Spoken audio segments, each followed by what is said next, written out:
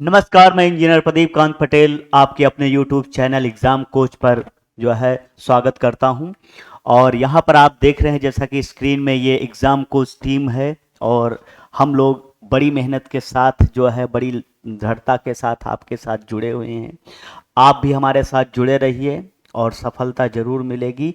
तो हम लोग आज एक नया टॉपिक इसमें ज्योग्राफी में पढ़ेंगे, ठीक, वायु दाब पेटियों के बारे में। तो चलिए वायु दाब पेटियों के बारे में देखते हैं।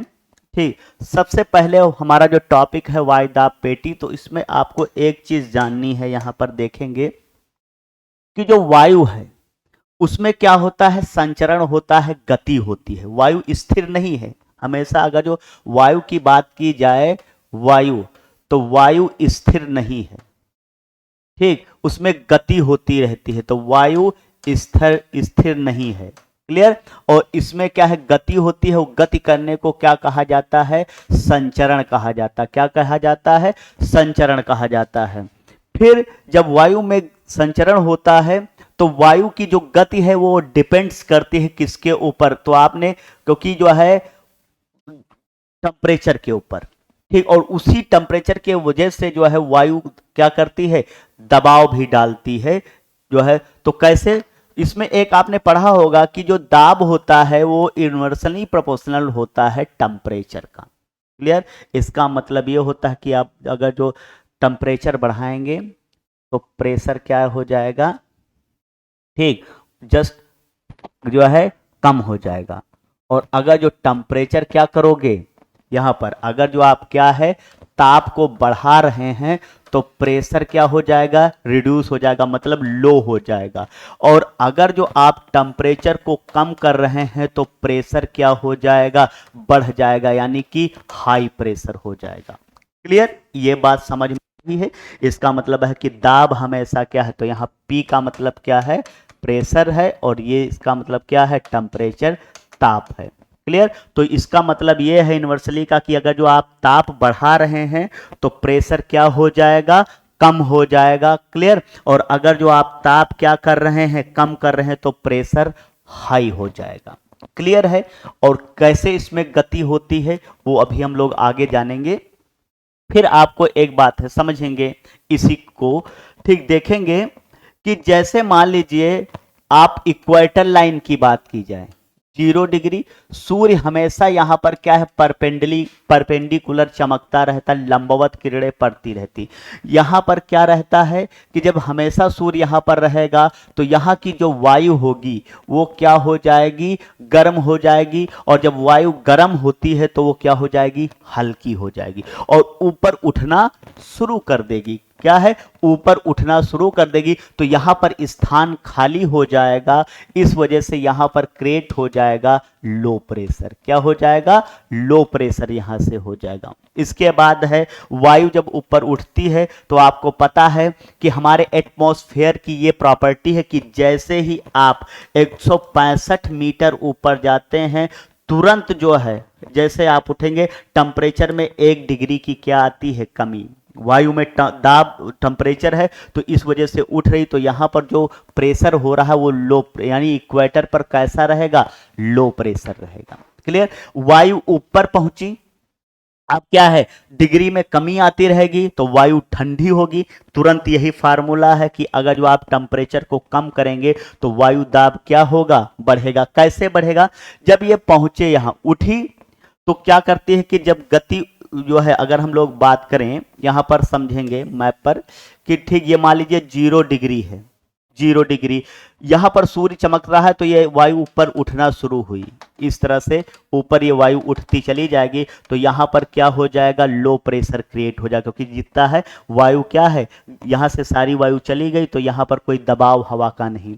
फिर ऊपर जब ये पहुंची तो वहां कंडेंस होगी, ठंडी होगी, तो इसमें भारीपन आ जाएगा, क्योंकि अभी ये हल्की हो गई थी ताप के कारण से, क्योंकि ताप बढ़ रहा था।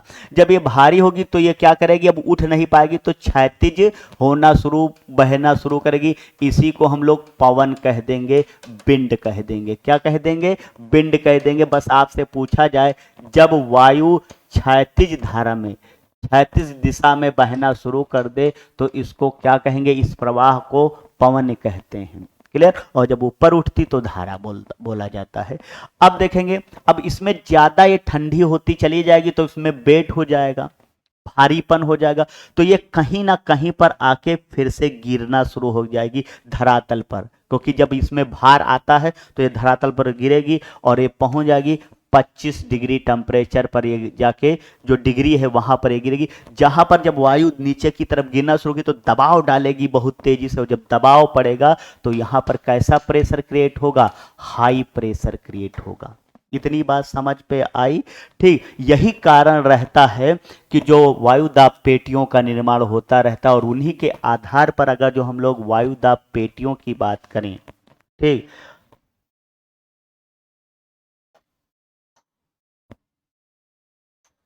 ठीक, अगर हम लोग बात करें वायु दाब पेटियों की तो यहां पर देखेंगे कि ये जो वायु दाब पेटियां हैं, जो ये आपका वायु दाब पेटियां हैं, ये दो तरह की होती हैं। दो तरह से हम लोग इसको बांटेंगे वायु दाब पेटियों को। ठीक, और आपसे टोटल वायु दाब पेटियां पूछी जाए कितनी होती हैं, तो 7 पेटियां पाई जाएंगी। कैसे, और ये 7 दो तरह से बटी हुई हैं। एक आपका होता है तापजन्य, क्या होगा, तापजन्य, यानी ताप के कारण, अभी जो हमने वो प्रोसेस बताई थी वो ताप के कारण होता था। और दूसरा है गतिजन्य, क्या होगा, गतिजन्य होगा। क्लियर।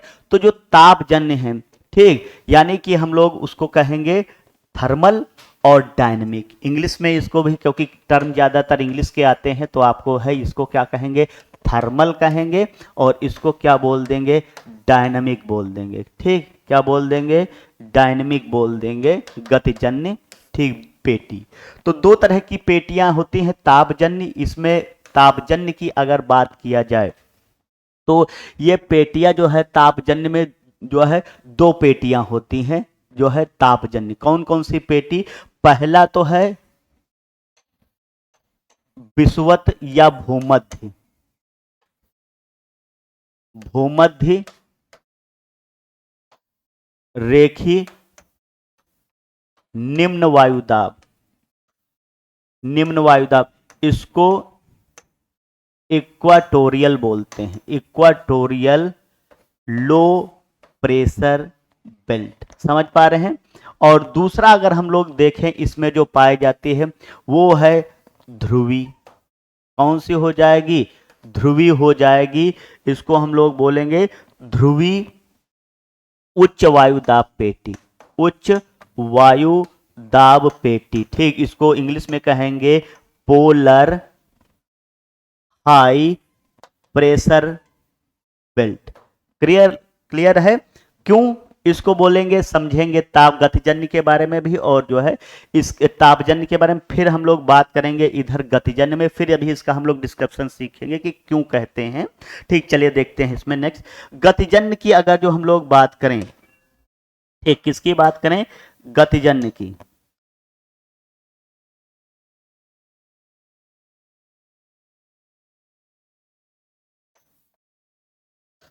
गतिजन्य में, गतिजन्य की अगर जो बात किया जाए तो ये भी क्या है, दो तरह से ये भी बटी होती हैं। कौन जो है, एक आपका होता है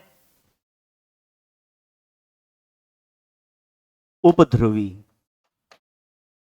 उपध्रुवी क्या होगा, उपध्रुवी उच्च वायु दाब पेटी, क्या होगा, निम्न वायु दाब पेटी, उपध्रुवी निम्न वायु दाब पेटी। ठीक, इसको बोलेंगे सब पोलर, इंग्लिश में बोलेंगे सब पोलर लो प्रेशर बेल्ट।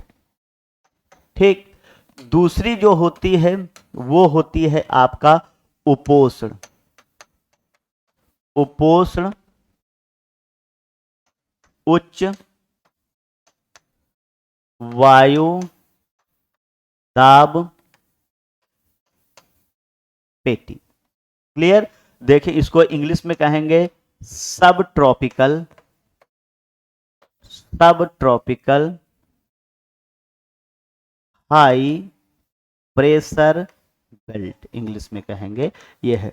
तो ये गतिजन्य है बेल्ट, और पहली हम लोगों ने बात की थी तापजन्य। अब इनके बारे में हम लोग बात करेंगे, चलिए देखते हैं।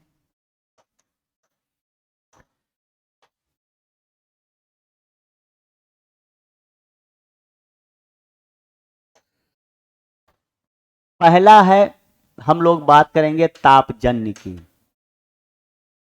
ठीक, देखेंगे अर्थ है, इक्वेटर लाइन है, और आपको बताया गया कि सूर्य यहां पर क्या है, चमकता है परपेंडिकुलर। तो हम लोग देखेंगे जब यहां पर चमकेगा तो एयर, अभी आपको बताया गया था यहां पर कि ये 0 डिग्री है, ऊपर हवा जाएगी, ठंडी होगी, इस तरह से आके 25 डिग्री पर गिरेगी। क्यों? यहां से जब उठेगी ये हवा, ठीक, तो यहां पर टेम्परेचर क्या हाई हो गया, गैस उठ गई, इसलिए लो प्रेशर क्रिएट हो गया।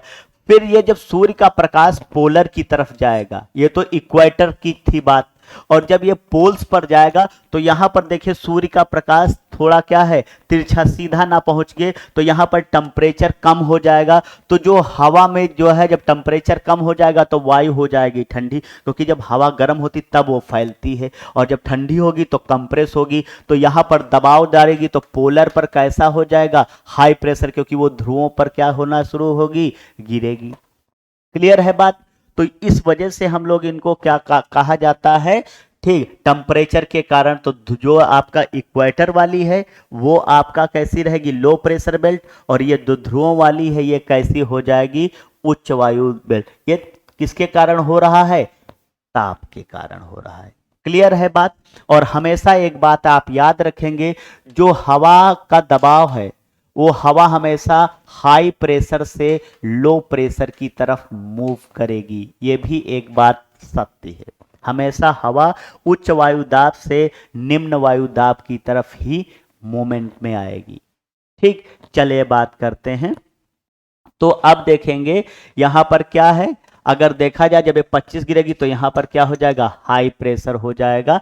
ये जो संवहनी प्रोसेस हो रही उसके वजह से, मैप पर देखेंगे यहां समझेंगे। देखिए ये आपको बताया गया है, जो हम लोगों ने देखिए, जो 0 डिग्री इसको भूमध्य रेखी निम्न वायुदाब पेटी कहते हैं, और फिर जो ये आपका है 25 डिग्री, इसको उपोष्ण उच्च वायुदाब पेटी, क्योंकि यहाँ से उठेगी और यहाँ पर जाके ठंडी हो जाएगी, इस वजह से। इसके बाद जो है उपध्रुवी निम्न वायुदाब सब पोलर जो है लो प्रेशर बेल्ट, और ये आपका ध्रुवी उच्च वायुदाब यानी पोलर हाई प्रेशर बेल्ट, ये 4 हो गई।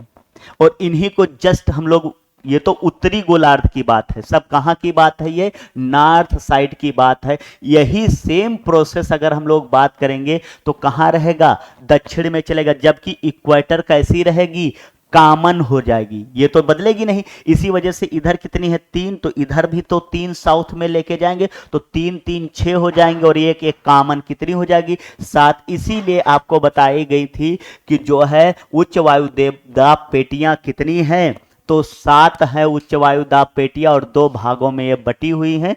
एक जो है ध्रुवी उच्च वायु दाब पेटी, दूसरा है उपोष्ण उच्च वायु दाब पेटी, दूसरा और है इसमें तीसरा जो है वो ध्रुवी जो है उपध्रुवी निम्न वायु दाब पेटी, और जो ये चौथा है आपका क्या है, इसमें भूमध्य सागरीय निम्न वायु दाब पेटियां। क्लियर? तो ये कॉमन है, उनको जस्ट डबल कर देंगे, कितनी हो जाएंगी, इसी वजह से ये तापजन्य हो जाएंगी, और ये वाली दोनों क्या है, डायनेमिक हो जाएंगी, गतिज हो जाएंगी। अब समझेंगे एक एक के बारे में।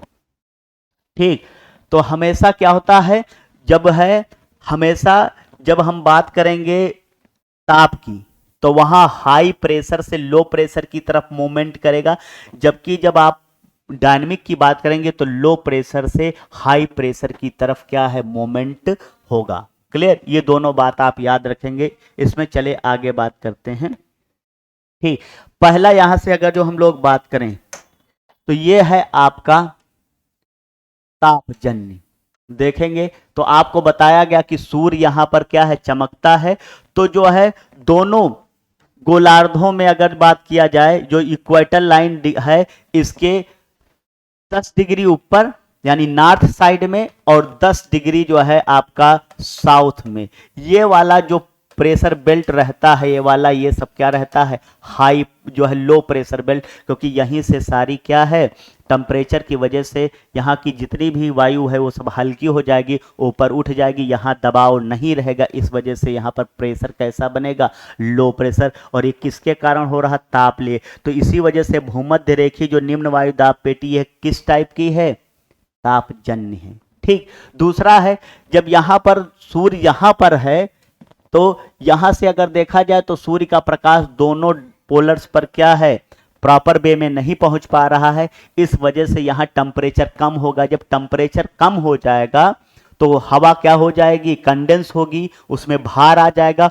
वो कंप्रेस होकर नीचे दबाव डालेगी, तो यहां पर कैसा हो जाएगा, हाई प्रेशर। और ये भी किसके कारण हो रहा, ताप के कारण, क्योंकि यहां टेम्परेचर क्या है, लो होता जा रहा है। और आपको बताया गया था कि अगर जो आप ताप बढ़ाओगे तो वहां पर लो प्रेशर हो जाएगा, क्योंकि इनवर्सली प्रोपोर्शनल है। समझ पा रहे हैं यहाँ बात को, क्योंकि आपको बताया गया था कि अगर जो इनवर्सली प्रोपोर्शनल होता है टेम्परेचर का, आप टेम्परेचर बढ़ाओगे तो क्या हो जाएगा, प्रेशर क्या हो जाएगा, लो हो जाएगा, अगर जो इसको आप बढ़ा रहे हैं। और अगर जो टेम्परेचर को कम कर रहे हैं तो वहां पर क्या हो जाएगा, हाई प्रेशर हो जाएगा। इसी वजह से इन दोनों बेल्टों को क्या कहा जाता है, तापजन्य। क्लियर।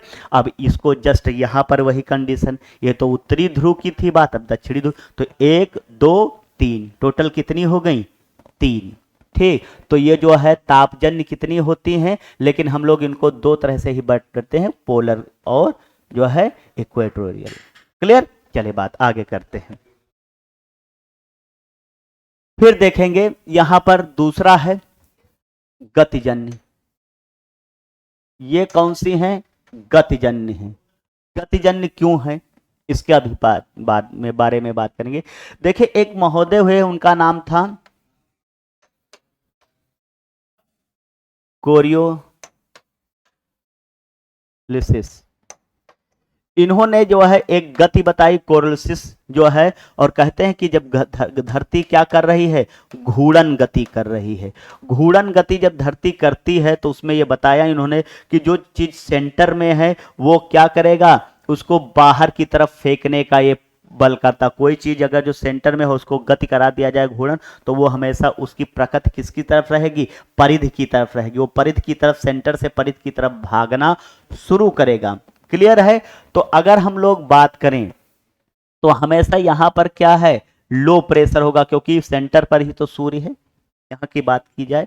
ठीक, तो वही कंडीशन है हमेशा। क्या था, इन्होंने कहा कोरियोलिसिस महोदय ने कि हमेशा क्या है, जब सेंटर से, तो मान लीजिए यहाँ पर लो प्रेशर है तो यहाँ पर सेंटर, तो ये क्या करेगी, भागने की कोशिश करेगी बाहर की तरफ, और जाके जब ये बाहर की तरफ भागेगी और जहाँ पर गैस जब ये बाहर की गई तो कहीं पर गिरेगी जाके, तो जहाँ पर गिरेगी वहाँ पर क्या है, हाई प्रेशर। तो हमेशा लो प्रेशर से किसकी तरफ जा रही है, हाई प्रेशर। गति के कंडीशन में क्या है, लो प्रेशर से किसकी तरफ जाएगी, हाई प्रेशर की तरफ गति जाएगी। यहाँ गिरेगी तो यहाँ हाई प्रेशर क्रिएट हो जाएगा। ये किसके कारण हो रहा है, तो ये जब यहाँ की सारी गैस बाहर चली गई तो यहाँ पर लो प्रेशर हो जाएगा, स्थान खाली। इसी वजह से, तो ये किसकी वजह से हो रहा है, गति के कारण हो रहा है, इसीलिए हम लोग इनको गतिजन्य कहेंगे। अगर जो इसी कंडीशन में हम बात करें, ठीक, यही दोनों साइड होगा, यही क्या होगा, दोनों साइड होगा, इसी वजह से हम लोग इनको क्या कहते हैं,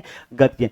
फिर जब यहां पर हाई प्रेशर होगा, यहां पर लो प्रेशर, तो वही तो कंडीशन यहां पर भी होगी, दोनों साइड के केस में, दोनों साइड के केस में यहां पर भी यही कंडीशन होगा। ठीक, लो प्रेशर से कहां हो रहा, ये किसकी वजह से हो रहा है, गति की वजह से हो रहा है। तो कोरियोलिसिस फोर्स क्रिएट होता है उसकी वजह से। तो जो आपका 1 2, ये दो कैसी हो गई, जो है गतिजन्य हो गई, इन्हीं को जस्ट डबल कर देंगे तो 4 हो जाएंगी। ठीक, इसी वजह से 2 जो है कैसी हैं, 2 आपका तापजन्य है और 2 कैसी हैं, आपका गतिजन्य है, और इन्हीं को डबल कर देंगे तो क्या हो जाएगा, 4 हो जाएगा दोनों ध्रुवों में। क्लियर। ठीक, तो इनको क्या कर देंगे, 4 हो जाएंगे, तो 2 इधर और 2 इधर 4 हो जाएंगी, उधर 1 और 1 क्या हो जाएंगी, तो 6 हो जाएंगी, और 1 कॉमन, इसीलिए बेल्ट्स कितनी हैं, 7। ये बात समझ में आ रही है। चलिए बात करेंगे इसी में। अब नेक्स्ट है ये तो था जो है डायनेमिक के आधार पर बताया गया था यहाँ पर। अब नेक्स्ट हम देखेंगे ये जो है आपको जो है सारी बेल्ट यानी सातों बेल्ट पर हम लोगों ने की कि जो है जीरो से लेके दोनों गोलार्धों में, चाहे वो नॉर्थ हो और चाहे वो साउथ है, इसके बीच में जो ये प्रेशर बेल्ट होगी ये कैसी है, लो प्रेशर बेल्ट है। और इसी को भूमध्य रेखीय निम्न वायु दाब यानी इक्वेटोरियल जो है लो प्रेशर बेल्ट बोलेंगे इसको। क्लियर है बात। इसके बाद जब यहां से ये जाएगा तो हवा यहां से जब उठेगी तो गिरेगी कहां पर, जो है 25 से 35 डिग्री पर ये गिरना शुरू हो जाएगी।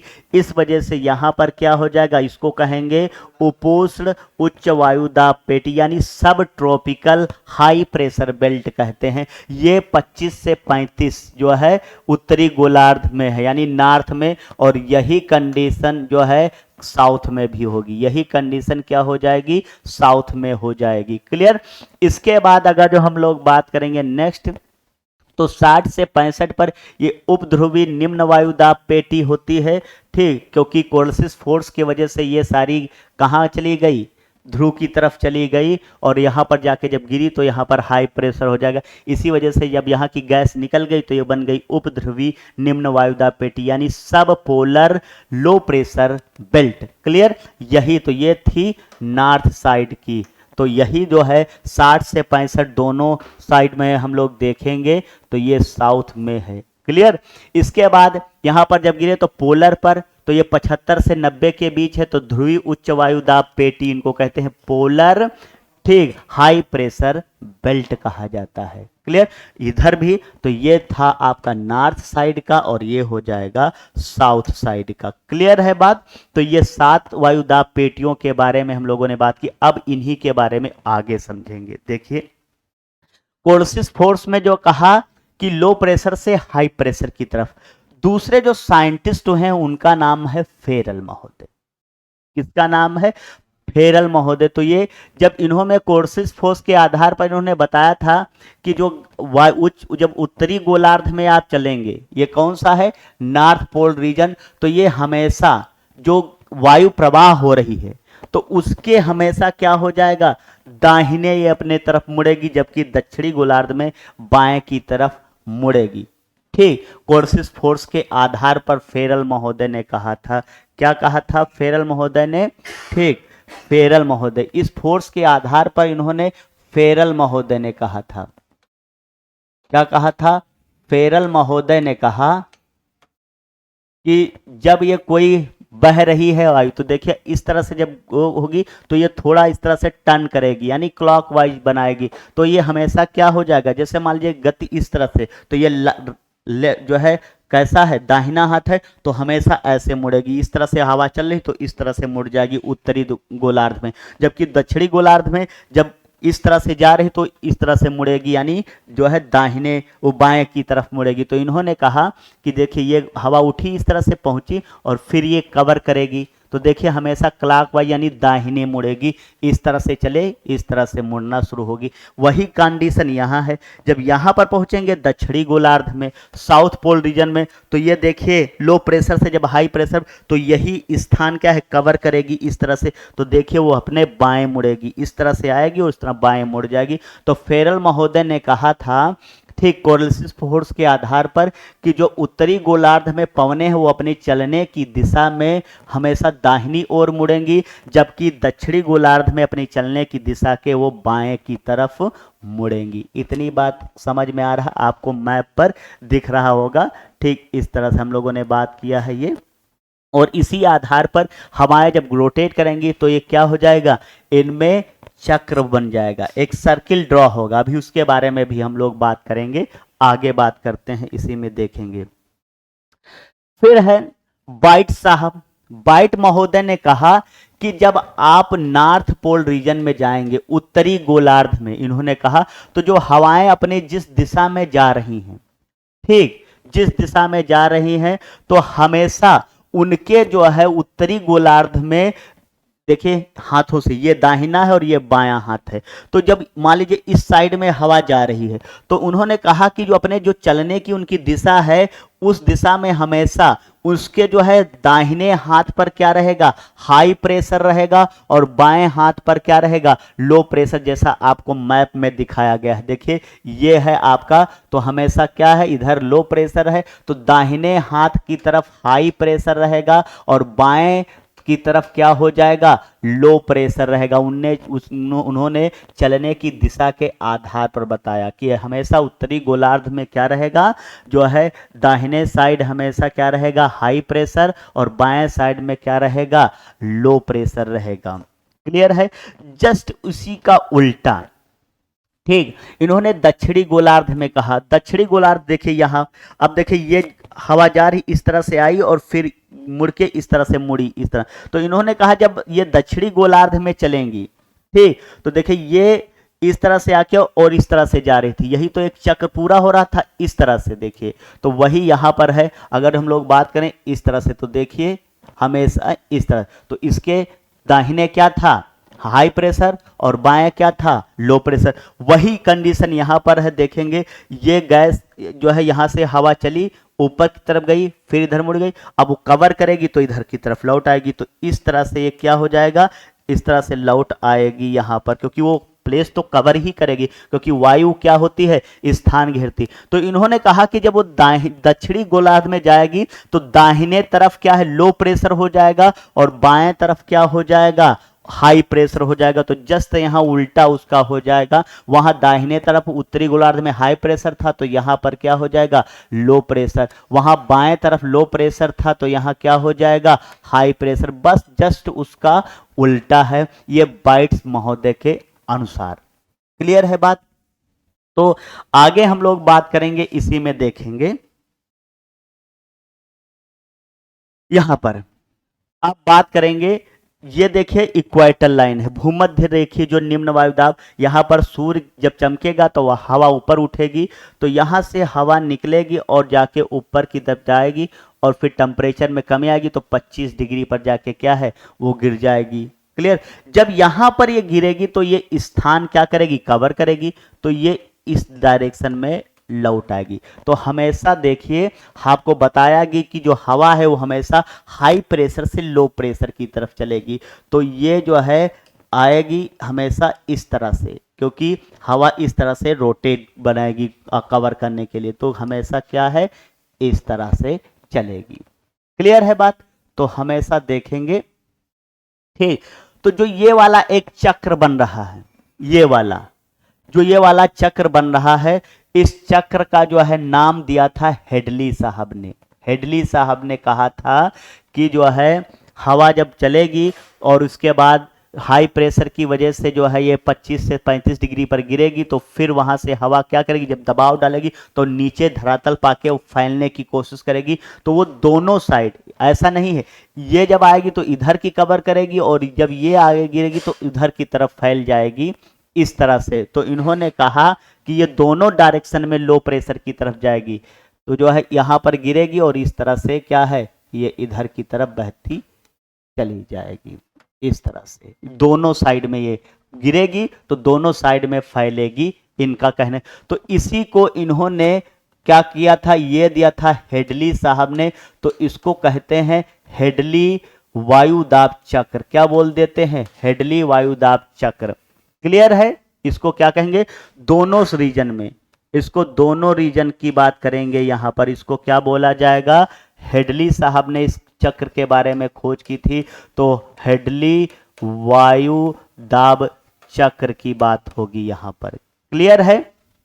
फिर नेक्स्ट बात यहां पर हम लोग देखेंगे, फिर है आगे। अब जब यहां लो प्रेशर पर, तो वहां पर क्या हो जाएगा, वही कोरलिसिस फोर्स की वजह से। तो फेरल साहब का वही फार्मूला था कि जब हवा ऊपर जाएगी तो लो प्रेशर से किसकी तरफ जाएगी, तो हाई प्रेशर की तरफ। तो ये इस तरह से आके गिरेगी और ये इधर जाके आएगी, तो इधर कवर करने की कोशिश करेगी और ये इधर कवर करने की कोशिश करेगी।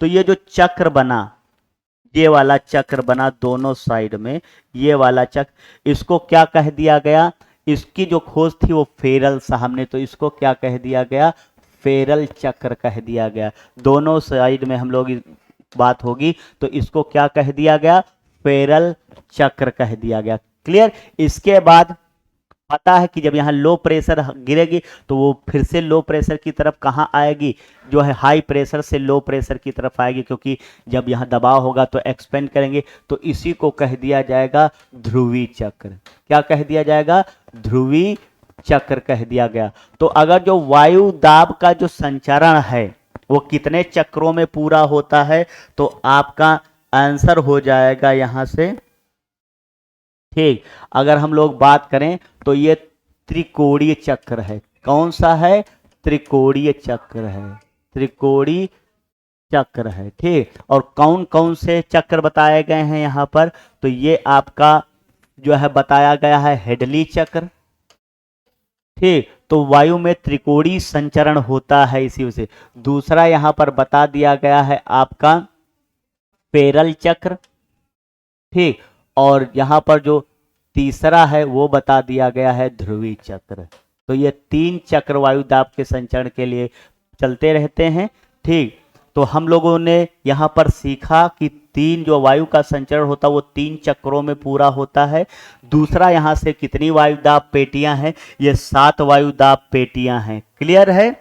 और जो है हम लोगों ने इसमें सीखा कि जो फेरल, उन्होंने कहा कि जो वायु जब चलती है तो उसे अपने बहने की दिशा में उत्तरी गोलार्ध में वो दाहिने की तरफ मुड़ जाती है, और जबकि दक्षिणी गोलार्ध में बाएं की तरफ मुड़ जाती है। क्लियर है। जैसे यहाँ से उठी है तो देखिए ये जो है हमेशा क्या है, दाहिने की तरफ, और इधर क्या है, हमेशा बाएं की तरफ मुड़ेगी। यही बाइट साहब ने कह दिया कि हमेशा उत्तरी गोलार्ध में जब जाएंगे तो उत्तरी गोलार्ध में अगर देखा जाए तो चलने की दिशा में दाहिने तरफ हाई प्रेशर और बाएं तरफ क्या है, लो प्रेशर, जबकि दक्षिणी गोलार्ध में जस्ट उल्टा, दाहिनी तरफ लो प्रेशर हो जाएगा और आपका बाईं तरफ क्या हो जाएगा, हाई प्रेशर हो जाएगा। ये बातें जो है बताइए। तो हम लोगों ने ये सारी बातें सीखी यहाँ से, ठीक। और आप जो है इसको याद रखेंगे क्योंकि आपसे क्वेश्चन सिंपल से पूछा जाएगा कि कितनी वायु दाब पेटियां हैं, तो 7 वायु दाब पेटियां हैं। वायु का संचरण कितने चक्रों में पूरा होता है, तो 3 चक्र उसके लिए, एक हेडली चक्र, दूसरा फेरल चक्र, तीसरा आपका ध्रुवी चक्र। क्लियर है बात। फिर यहां पर हम लोग बात करेंगे अगर देखा जाए, ठीक। अगर जो तो एक बात और इसमें बता देना चाहेंगे, जैसा कि आपको स्क्रीन पर दिख रहा है, तो यहाँ पर एक नंबर दे रखा है 7311748888। इस पर आप कांटेक्ट करके जो है हमारी वीडियो या कोई भी आपकी समस्या है तो आप क्या है उसके बारे में जो है बता सकते हैं और तुरंत उसका हम लोग सोल्यूशन आपको प्रोवाइड कराएंगे, ठीक। ये हमारे हैं टेलीग्राम पर भी आप हमसे जुड़ सकते हैं @examcoach1, और फेसबुक पर भी हमसे हमारे साथ जुड़ सकते हैं @examcoach1। इंस्टाग्राम पर भी हमारे साथ जुड़ सकते हैं जो है exam-coach1, और ट्विटर पर भी हमारे साथ जुड़ सकते हैं @exam-coach1। क्लियर है। तो ये सब हमारे साथ जुड़ने के हैं। आप अपनी प्रॉब्लम को शेयर करिए और हम लोग क्या है उसके निदान के लिए बैठे। और हाँ, एक बात और बता दें कि इस नंबर पर आप कांटेक्ट कर सकते हैं, और जब आप एग्जाम कोच खोलेंगे तो ये हमारा लोगो जरूर आपको मिलेगा। ये लोगो हो समझिए तभी हमारा ये है, और हमारा ऐप आ चुका है एग्जाम कोच के नाम से ही, ठीक। आप प्ले स्टोर पर जाएंगे और एग्जाम को सर्च करेंगे, तुरंत आपको ये जो लोगो मिल जाएगा, इसको आप क्या कर लेंगे, डाउनलोड कर लेंगे, ठीक। और जो है और जितनी भी समस्याएं हैं उनके निदान के लिए आप हमें इस नंबर पर 7311748888 पर संपर्क कर सकते हैं। तो हमारा और आपका साथ यहीं तक का था। बाकी जो है हम एक नए वीडियो के साथ फिर आपके साथ हाजिर होंगे, ठीक। तब तक के लिए जय हिंद।